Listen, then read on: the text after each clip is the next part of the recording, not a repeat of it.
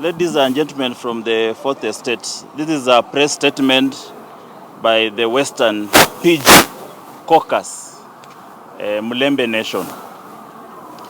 We members of Parliament, caucusing as Western Parliamentary Group, held our meeting today at Fairview Hotel, noting that the 13th Parliament has taken shape, acknowledging that coalitions have chosen their leadership, realizing that positions were shared based on communities, supporting the need for cohesion and integration. We have resolved as follows. Number one, the community elected leaders will from today speak in one voice irrespective of party affiliations.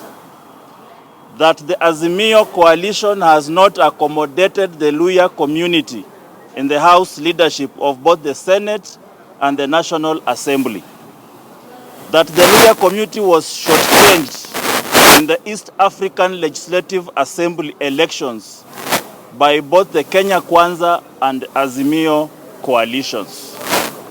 Out of 9 positions, it is only the Luhya community that doesn't have a single position in the Yala.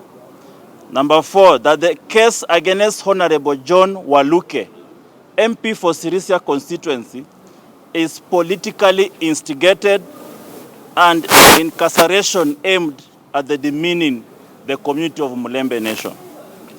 That the Azimio coalition acted dishonestly in proposing names to the Parliamentary Service Commission by not including the name of Honorable John Waluke in the list, well aware that he had received a letter nominating him from the Jubilee Party. That the community vehemently opposes the government's decision to import genetically modified organism, GMO maize. We confirm that the region has witnessed surplus maize harvest in Trans Nzoia, Bungoma, Kakamega, and other counties, which has not been sold off. The caucus confirms that the community farmers will suffer irreparable damage if the government proceeds to import maize. Our people will lose livelihoods as well as their health. Consequently, the caucus makes the following demands. Number 1, the Azimio coalition reinstates one Honorable John Waluke to Parliamentary Service Commission.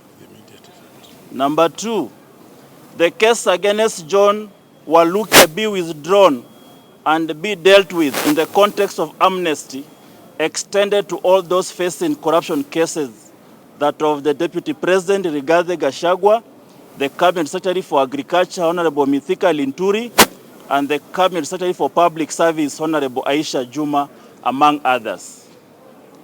Number 3, that the Azimio coalition takes remedial action in House leadership position by being inclusive.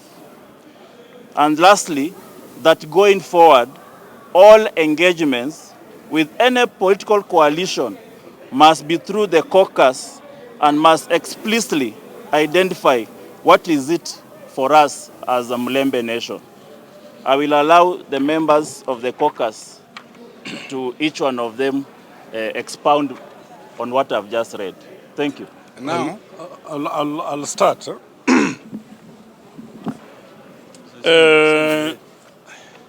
As you are all aware, Luhya Nation, we are the granary of this republic. We are in a season where we are harvesting maize. It is very mischievous for this government of President William Ruto to now want to import maize, because the net effect of that is that it's going to saturate imported maize on the market, and the prices are going to be low. Farmers have invested very heavily in this season especially. So we are saying no. We are saying no and no and no. And for you to know that this government is mischievous, as we speak, I'm being told maize is already landing in Mombasa. 10,000 metric tons.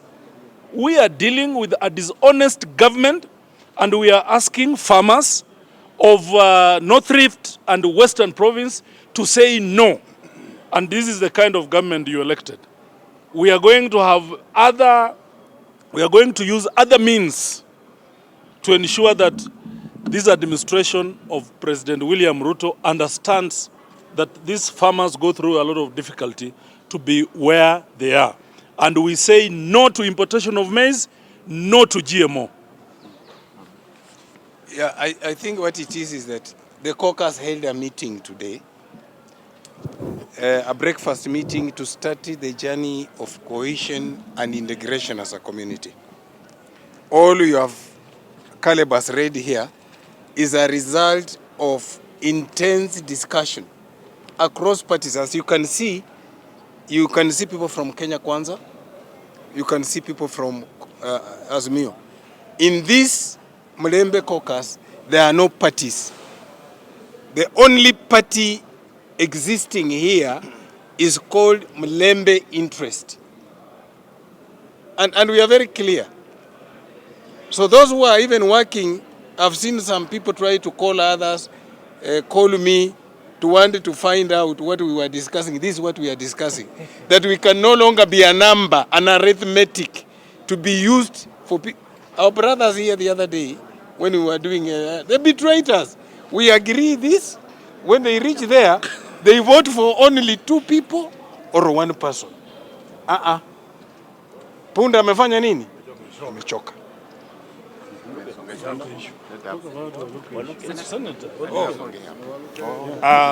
First of all, I want to register my support for the statement that has been issued here by the caucus. On the question of the GMOs, we in Western Kenya have had a very long-standing fight between traders of sugar and the farmers of sugarcane. And as I have said previously, unfortunately for us as farmers of sugarcane, we lost that war. Now they want to finish us completely. They have targeted another cash crop that we the Mulembe people produce, and that is maize. Now the traders are coming for maize farmers, and I want to assure them that this time around they shall not succeed, because we shall stand with the farmers. This is a matter that has no political affiliation.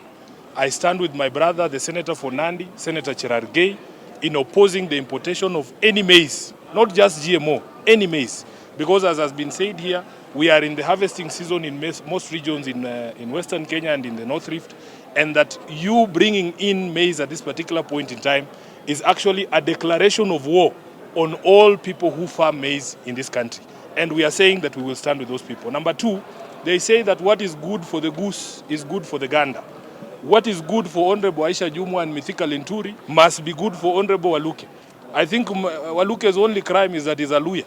Because we don't see any amnesty being extended to people from Western Kenya. So we are saying that if indeed it was okay for the charges against other people to be dropped, then it must be okay for the charges against Honorable Waluke to be dropped as well.